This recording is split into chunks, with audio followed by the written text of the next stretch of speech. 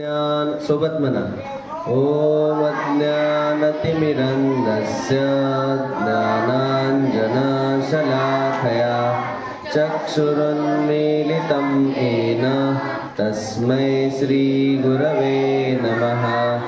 श्रीचैतन्यमनोभीष्टं स्थापितं येन भूतले स्वयं रूपः कदा मह्यं ददाति स्वपदान्तिकं.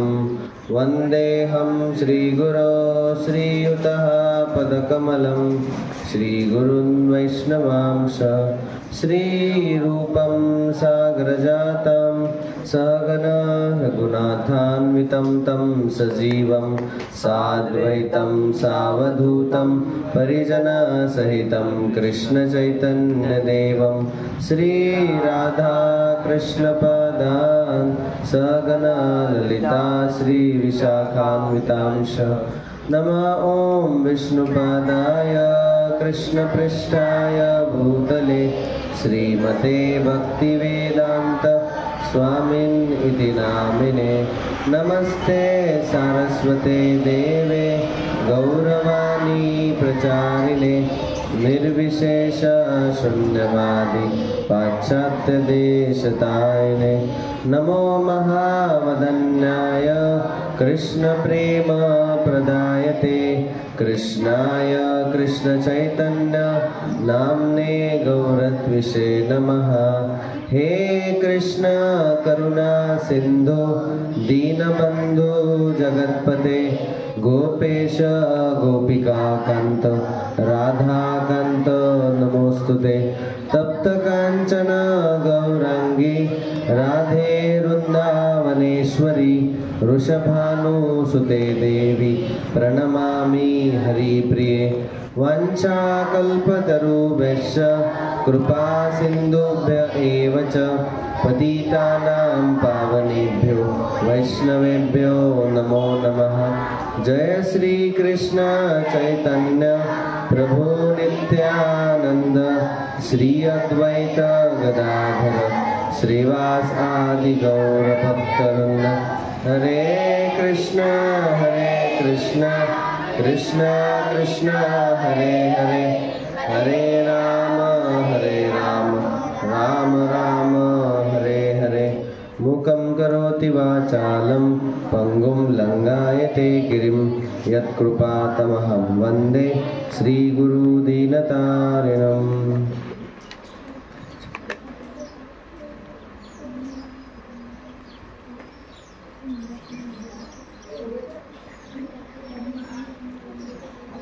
मी जेव्हा डोळे बंद करून प्रार्थना तर काल आपण 3 प्रमाण लिहिले होते. आपण 2.6 टायटल लिहिलं होतं. ज्यांनी लिहिलं नाही टायटल त्यांनी परत एकदा लिहू शकता. भगवंताविषयी पूर्ण ज्ञान कसे प्राप्त करावे 2.6 भगवद्गीता कोर्स पेज नंबर 67 काढा सर्वांनी. 67 पेज नंबर 67. भगवंताविषयी पूर्ण ज्ञान कसे प्राप्त करावे.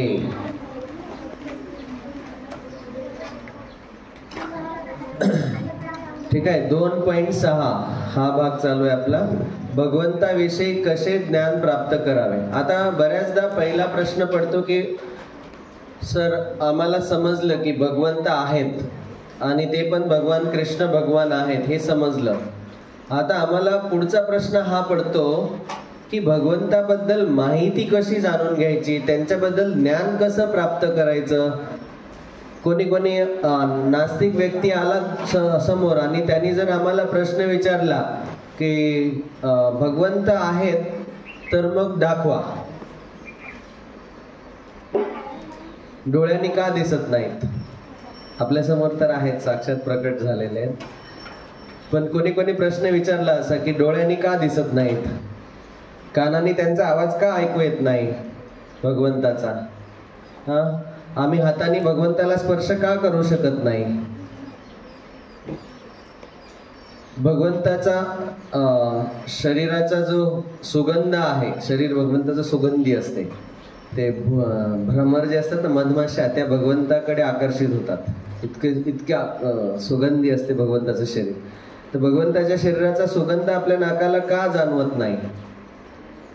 तर अशा प्रकारे प्रश्न विचारू शकते कोणी पण, की डोळ्यांनी का दिसत नाही देव, नाकाने आपल्याला त्यांच्या शरीराचा सुगंध का येत नाही, कानाने त्यांचा आवाज का ऐकू येत नाही, आपण जर स्पर्श करण्याचा प्रयत्न केला तर भगवंताला आपण स्पर्श करू शकत नाही का, आम्हाला स्पर्श का जाणवत नाही, असे प्रश्न कोणी विचारू शकते. तर त्याच्यासाठी आपण ही चर्चा आज करत आहे की भगवंताबद्दल ज्ञान कसं प्राप्त करायचं.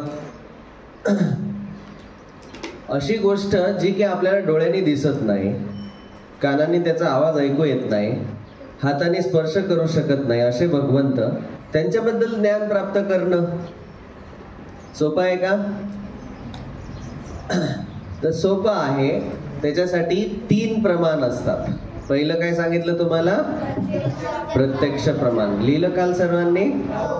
प्रत्यक्ष प्रमाणाचा पुढे अर्थ लिहा, इंद्रियाद्वारे प्राप्त केलेले ज्ञान.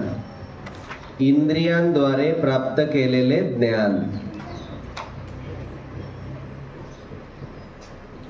इंद्रिय म्हणजे काय? पंच ज्ञानेंद्रिय. कोणते असतात? 5 ज्ञानेंद्रिय मी आताच सांगितले. पंच ज्ञानेंद्रिय कोणते आहेत? लहान मुलांना हे माहिती पाहिजे की ज्ञान मिळवण्यासाठी आपण जे इंद्रिय वापरतो त्याला म्हणतात पंच ज्ञानेंद्रिय. तर 5 ज्ञान इंद्रिय कोणते आहेत? पहिलं डोळे. त्याला लक्षात ठेवण्यासाठी सोपं आहे. डो ना का का जी. डो ना काकाजी. डो म्हणजे डोळे, ना म्हणजे नाक, का म्हणजे कान, पुढचा का म्हणजे कातडी, कातडी म्हणजे त्वचा, आणि जी म्हणजे जीभ. ठीक आहे? डोना काकाजी हे 5 ज्ञानेंद्रिय असतात. डोळे, नाक, कान, कातडी आणि जीभ. हे पंच ज्ञानेंद्रियाद्वारे ज्ञान प्राप्त करणे त्याला म्हणतात प्रत्यक्ष प्रमाण. इंद्रियाद्वारे प्राप्त केलेले ज्ञान त्याला म्हणतात प्रत्यक्ष प्रमाण. ठीक आहे? दुसरं आपण लिहिलं अनुमान प्रमाण. लिहिलं तुम्ही? अनुमान प्रमाण. अनुमान प्रमाणाचा अर्थ आहे अंदाज लावून ज्ञान मिळवणे. अंदाज लावणे. थोडक्यात लिहा, अंदाज लावणे. अनुमान प्रमाण. जसं अंदाजी सांगा, या पक्षाचं नाव काय ज्याचा आवाज तुम्ही ऐकत आहात? नाही. हा?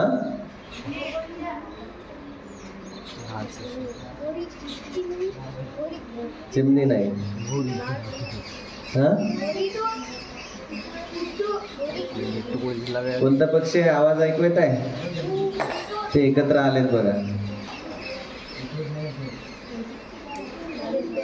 तुमचा अंदाज काही लोकांचा चुकला, काही लोकांचा बरोबर आहे.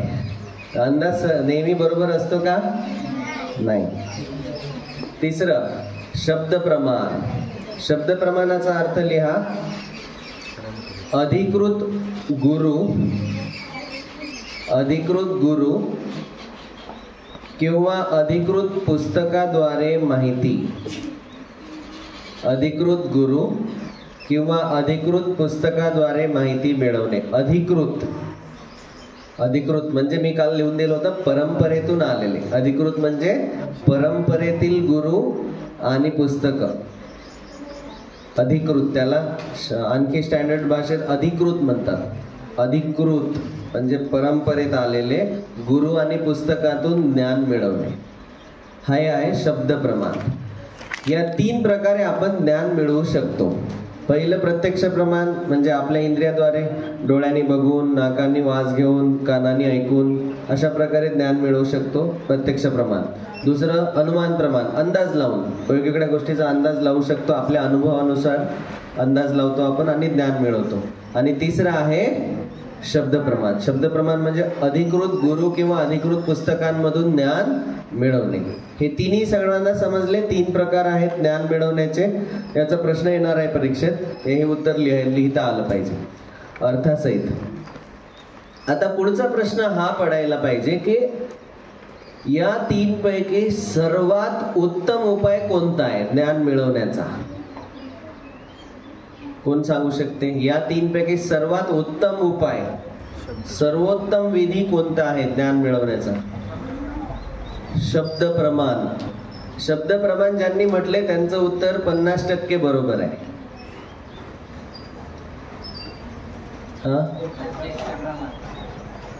नाही, प्रत्यक्ष प्रमाण आता सांगणारच आहे. प्रत्यक्ष प्रमाण सर्वोत्तम विधी नाही आहे ऍक्च्युली.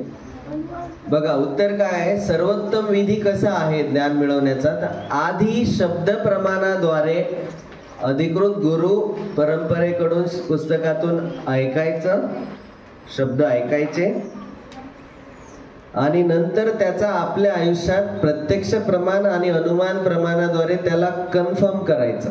कन्फर्म करणे म्हणजे अनुभवणे, त्याचा अनुभव करायचा. हा आहे विधी. शब्द प्रमाणाद्वारे ऐकणे आणि प्रत्यक्ष आणि अनुमान प्रमाणाद्वारे त्याचा अनुभव करणे. लिहून घ्या. शब्द प्रमाणाद्वारे ज्ञान प्राप्त करावे, शब्द प्रमाणाद्वारे ज्ञान प्राप्त करावे, आणि नंतर शब्द प्रमाणाद्वारे ज्ञान प्राप्त करावे आणि नंतर प्रत्यक्ष व अनुमान प्रमाणाद्वारे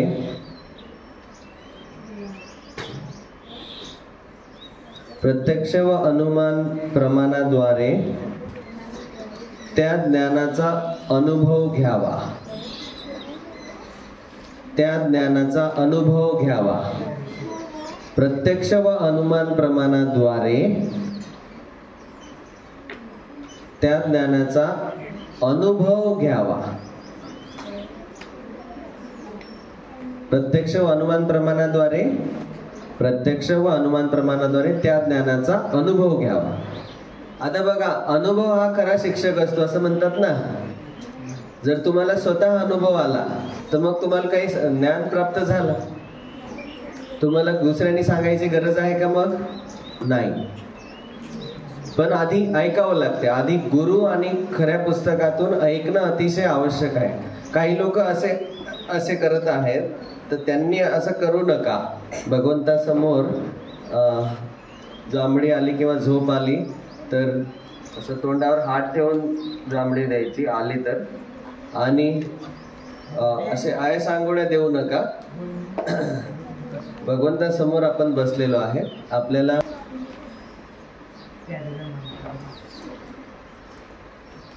आता बघा, मी याचे 2 उदाहरणं देतो. समजा तुम्हाला एखाद्या व्यक्तीचा मोबाईल नंबर मिळवायचा आहे. तुमच्या ओळखीचा एक व्यक्ती आहे, पण त्याचा मोबाईल नंबरच तुमच्याजवळ नाही, आणि तुम्हाला त्याचा मोबाईल नंबर पाहिजे. काय करसाल सांगा? सगळ्यात परफेक्ट उत्तर द्यायचं मला. काय करणार तुम्ही आधी?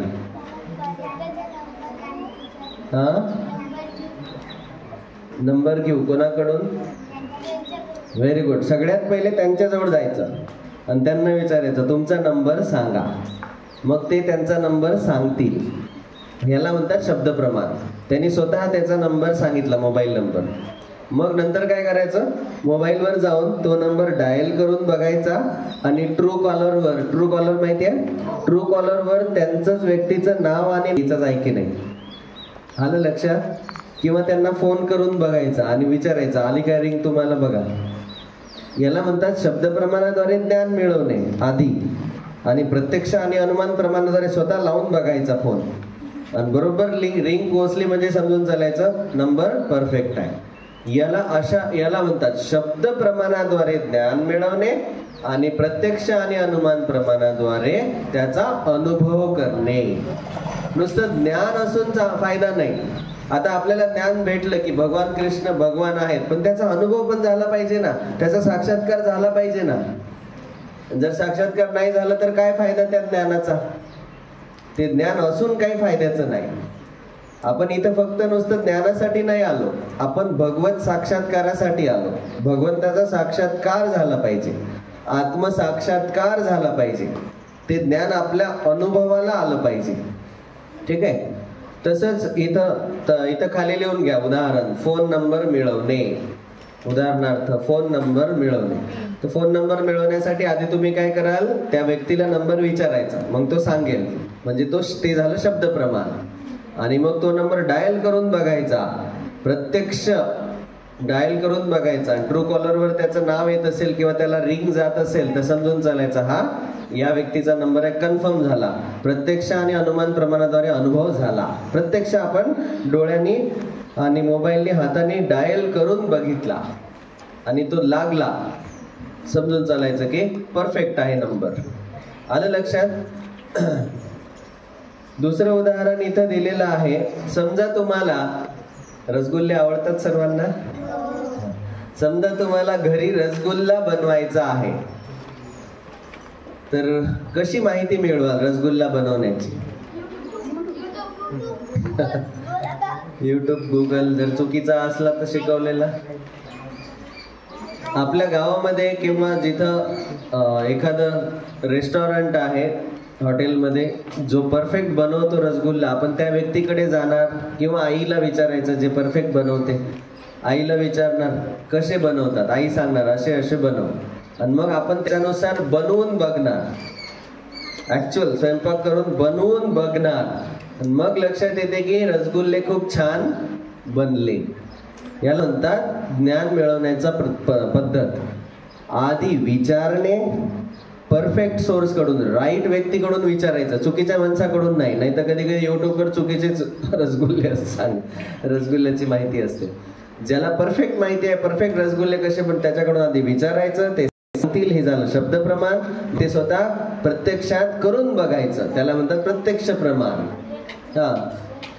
त्याचप्रमाणे आपण कुठल्याही गोष्टी सगळ्या अशाच करतो.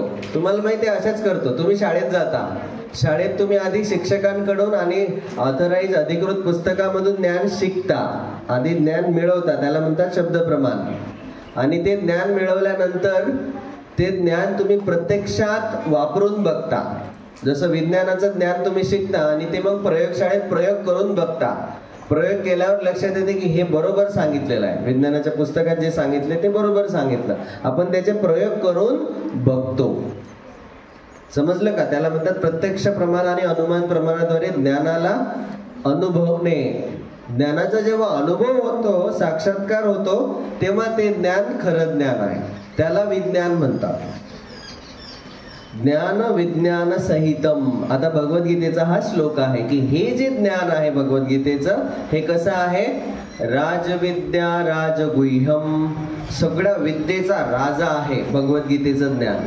तुम्ही जे काही विद्या शिकत आहात, ज्ञान शिकत आहात, त्या सगळ्या ज्ञानाचा राजा आहे. राजविद्या राजगुह्यम.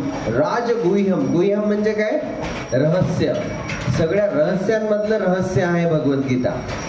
राजगुह्य, सगळ्या रहस्यांचा राजा भगवद्गीतेचं ज्ञान. राजविद्या राजगुह्यम. तर हा एक श्लोक एक्स्ट्रा मी पाठांतरामध्ये टाकणार आहे, याचा अर्थ पण सांगणार आहे. तर हे जे भगवद्गीतेचं ज्ञान आहे, रहस्यम हि एतद उत्तमम. सगळ्या रहस्यांमध्ये उत्तम रहस्य आहे. प्रत्यक्ष अवगमम. प्रत्यक्ष आपण त्याचा अनुभव करू शकतो जीवनात पालन केल्यावर. जसं मी तुम्हाला सांगितलं की तुम्ही काय करा, मी तुम्हाला आता एक ज्ञान सांगतो एका गोष्टीचं. एक अशी गोल गोल गोष्ट असते, तिचा कलर ब्राऊन कलर असतो आणि तिच्यामध्ये लिक्विड भरलेलं असते, रस भरलेला असतो. दाबलं तर नरम नरम असते आणि त्याचा कलर काळा सावळा असतो. दाबलं तर नरम असते, त्यातून रस टपकते आणि ते जर खाल्लं तर गोड लागते. काय ते? गुलाबजामुन. आता मी हे ज्ञान दिलं, नुसतं ज्ञानानं तुम्हाला आनंद येईल का? तो गुलाबजामुन काय करावं लागेल? खाऊन बघावं लागेल. खाऊन भेटल्यावर मग त्याची काय येते? चव समजते, अनुभव येते की खरंच गोड आहे. किती ज्ञान दिलं, भगवान कृष्ण भगवान आहे, भगवान कृष्ण भगवान आहे, पण जर तुम्हाला अनुभवच नाही आला की भगवान कृष्ण परम पुरुषोत्तम भगवान आहे, त्याचा अनुभव नाही आला तर काही फायदा नाही. अनुभव कसा येतो, ते ज्ञान आपल्याला आपल्या प्रत्यक्ष कृतीत उतरावं लागते. तर अनुभव येण्याचे 9 पायऱ्या असतात. 9 पायऱ्या ज्या आहेत त्या 9 पायऱ्या तुम्हाला मी येत्या पुढच्या 3-4 दिवसात सांगणार आहे की अनुभव केव्हा येतो. ह्या 9 पायऱ्या त्या अनुभवाच्या असतात.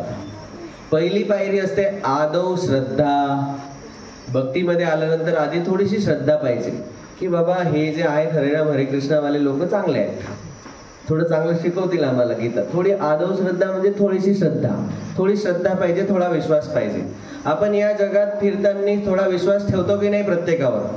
आता समजा तुम्हाला वारखेड फाट्यावर गेल्या आणि तिथून तुम्हाला अकोटला जायचं आहे एसटी मध्ये, तर तुम्ही एसटी डायरेक्ट बसून जाता.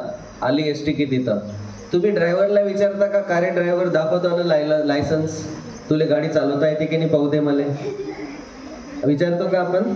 आधी त्याच्यावर विश्वास ठेवतो. तसंच आधी सुरुवातीला विश्वास असला पाहिजे की एवढं सगळं आहे, एवढी देव भगवंत आहेत, गीता आहे, परंपरा आहे. आपला आधी विश्वास असला पाहिजे की आपल्याला जे शिकवलं जाईल हे परफेक्ट शिकवलं जाईल. याला म्हणतात आदौ श्रद्धा. थोडीशी श्रद्धा पाहिजे, विश्वास पाहिजे. मग पुढची दुसरी स्टेप आहे, हे लिहून घ्या. 5वी-6वीच्या विद्यार्थ्यांना हा प्रश्न येणार आहे की भक्तीमध्ये अनुभव करण्याचे 9 स्तर कोणते, भक्तीचे 9 स्तर कोणते. पहिला आहे आदौ श्रद्धा. दुसरं आहे साधू संग.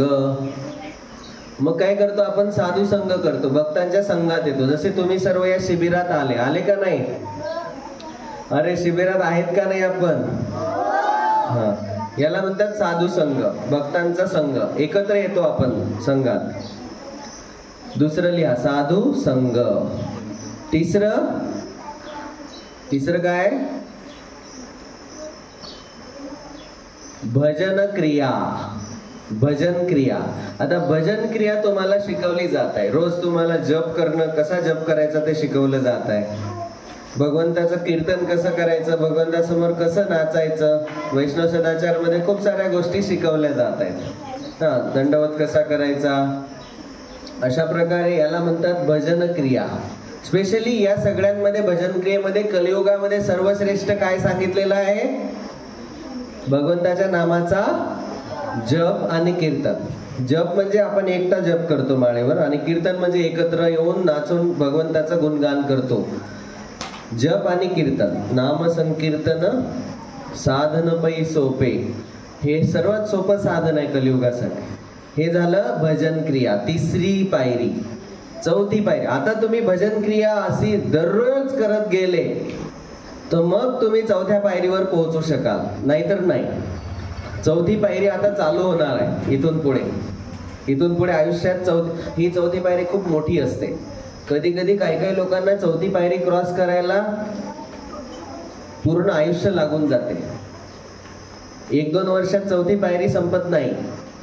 4थ्या स्तरावर जायला आयुष्य लागून जाते. कधी कधी दुसरे आयुष्य घ्यावं लागते. कधी कधी पुढच्या जन्मात ती 4थी पायरी क्रॉस होते. त्या 4थ्या पायरीचं नाव लिहा अनर्थ निवृत्ती. अनर्थ निवृत्ती. अनर्थ म्हणजे काम, क्रोध, लोभ, मद, मोह, मत्सर्य.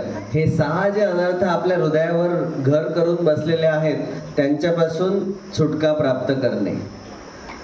काम शब्द, ते 6 अनर्थ लिहून घ्या. काम, अनर्थ कोणकोणते आहेत? काम. दुसरा क्रोध, कॉमा करून लिहा. काम, क्रोध, लोभ, मद. मद म्हणजे गर्व. मद. काम, क्रोध, लोभ. 4था मद. मदचा अर्थ होतो गर्व. मोह. 5वा मोह. आणि 6वा मत्सर.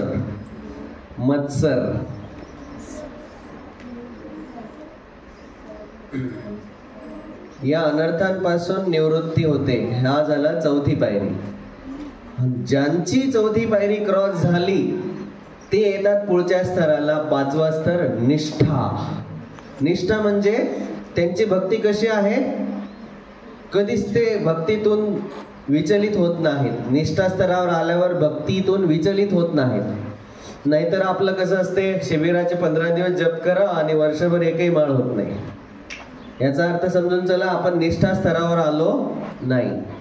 निष्ठा स्तरावर आलेले भक्त जे असतात ते ठरवतात, संकल्प करतात की आजपासून मी दररोज हरे कृष्ण महामंत्राच्या कमीत कमी 4 माळा करीन. आणि मग निष्ठा स्तरावर कशी भक्ती असते, वटवृक्षासारखं कधी हालत नाही. वटवृक्ष कधी हालते काय?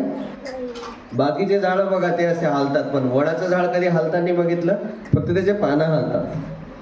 हा, वटवृक्ष कधी हालत नाही. तशी भक्ती, त्याला म्हणतात निष्ठा, संकल्पवान भक्ती.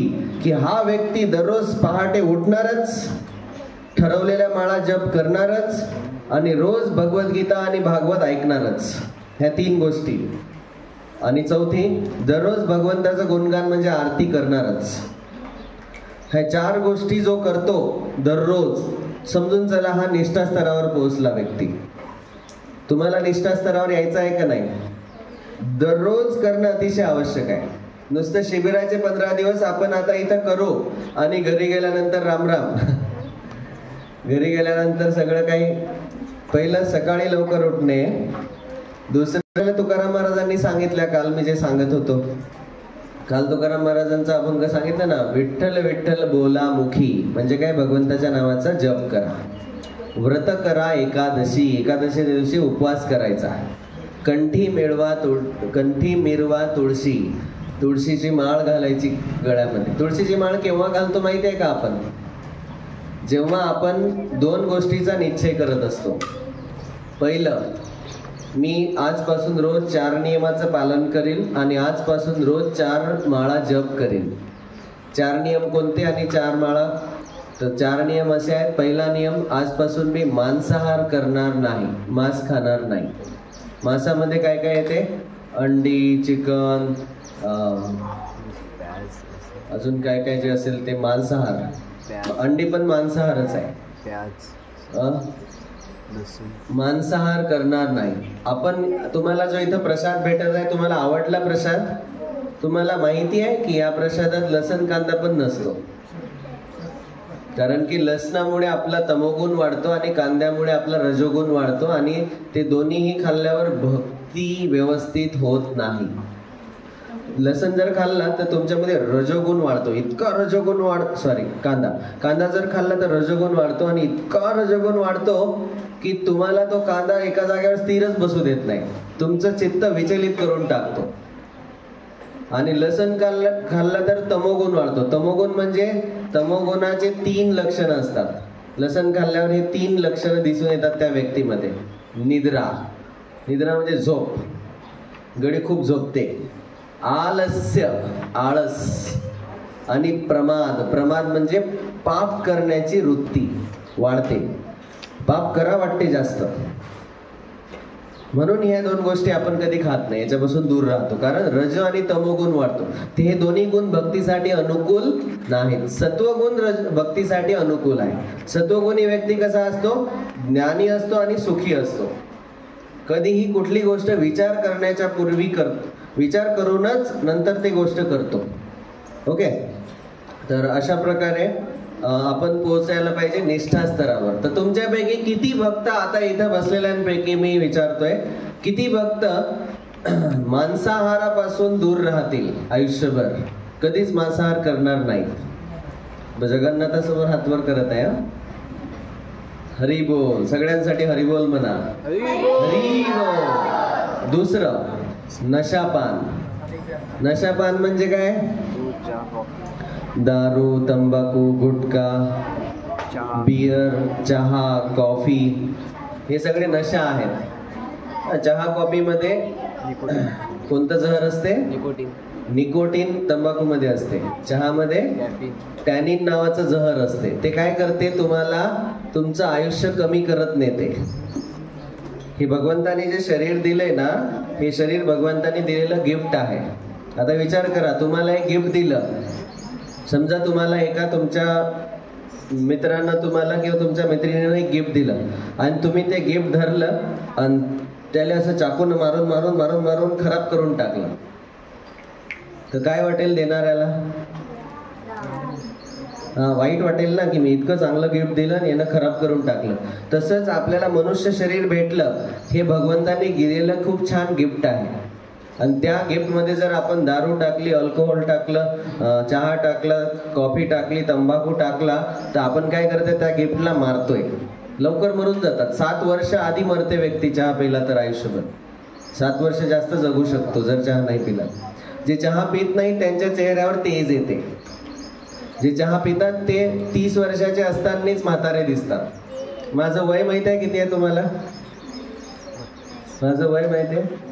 मी लहानपणी 4थ्या वर्गापर्यंत चहा पित होतो. मग आपल्या गावात एक हरिभक्त परायण महाराज आले आणि त्यांनी असं समोर उभं राहून प्रतिज्ञा करायला लावली. मारुतीच्या मंदिरात कीर्तन होतं आणि त्यांनी अशी प्रतिज्ञा करायला लावली. आणि प्रतिज्ञा करताना आमच्याकडून प्रतिज्ञा करून घेतली की आजपासून मी चहा, कॉफी, तंबाखू, दारू, बिडी, सिगारेट कधीच खाणार नाही, ओढणार नाही, अशी प्रतिज्ञा करून घेतली होती. तेव्हापासून 4थ्या वर्गापासून मी चहा सोडून दिला.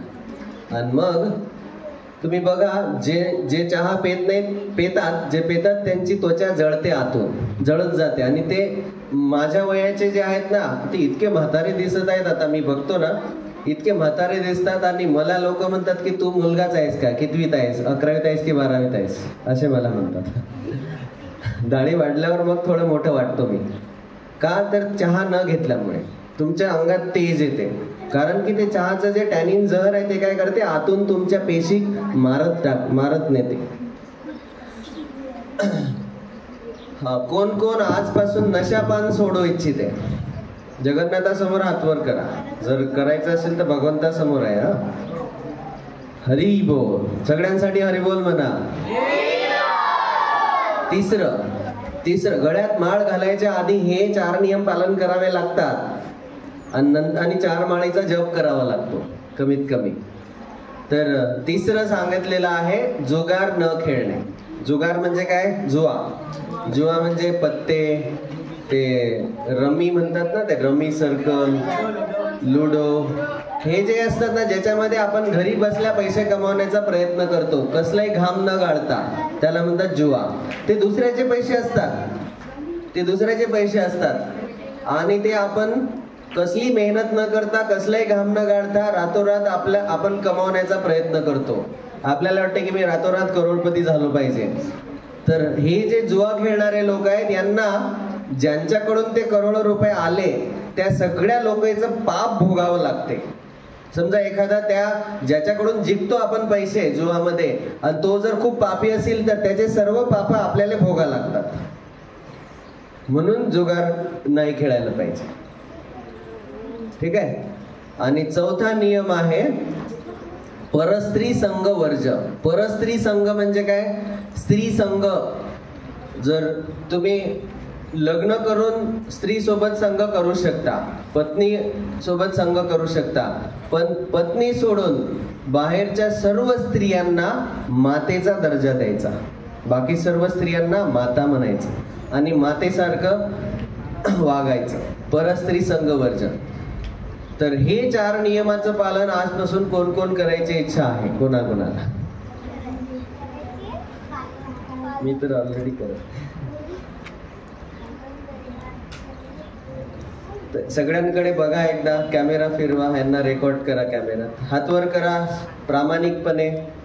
आणि आता भगवंतासमोर आपण रेकॉर्ड होत आहे. मांसाहार न करणे असा हात समोर करा. आजपासून मी पुढील 4 नियमाचं पालन करेल. मांसाहार वर्ज.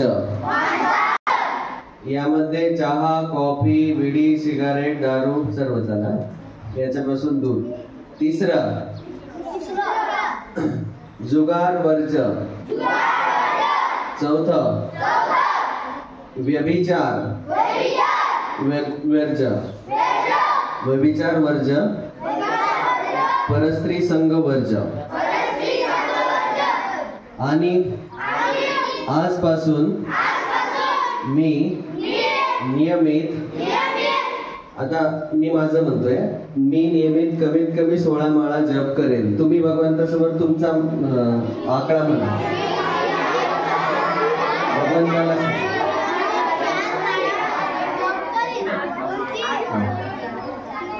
हरे कृष्ण घातलेली असेल ऑलरेडी, घरच्यांनी सांगितले म्हणून घातली, तर त्यांना पण माझं एक विनंती आहे की 4 नियमाचं पालन करावं लागते आधी.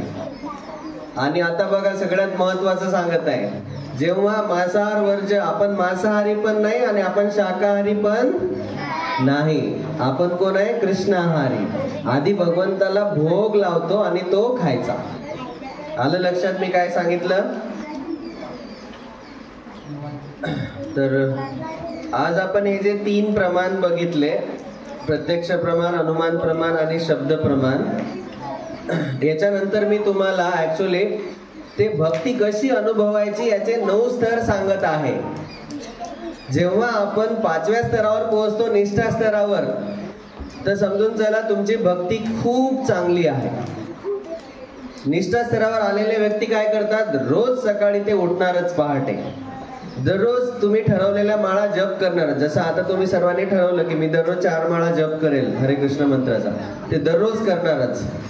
तिसरं, ते काय करणार? दररोज भगवंताचं मुखातून गुणगान करणार, म्हणजे भगवंताची मंगल आरती, नरसिंह आरती, तुलसी आरती करणारच दररोज. चौथं, हे जे भक्त आहेत निष्ठा स्तरावर पोहोचलेले, हे दररोज गीता आणि भागवत ऐकतात. गीता भागवत करीती श्रवण, अखंड चिंतन विठोबाचे, आणि दिवसभर भगवंताचं स्मरण करणार. आणि 5वं सगळ्यात महत्वाचं, तुमचं जे विद्यार्थी असताना तुम्ही काय करायला पाहिजे? तुमचा अभ्यास नियमित करायला पाहिजे. त्याला म्हणतात अभ्यास सेवा. अभ्यास ही सेवा म्हणून करायची भगवंताची. ह्या 5 गोष्टी जेव्हा आपण करतो, समजून चला तुम्ही निष्ठा स्तरावर पोहोचले. आपले हळूहळू काही भक्त मग 16 माळेपर्यंत पण येतात. तुमच्यापैकी किती लोक इथं बसलेल्यांपैकी रोज 16 माळा जप करत आहेत आतापर्यंत? मागच्या 1-2 वर्षापासून? अच्छा, कमीत कमी 8 माळी रोज. रोज किती वर्षापासून?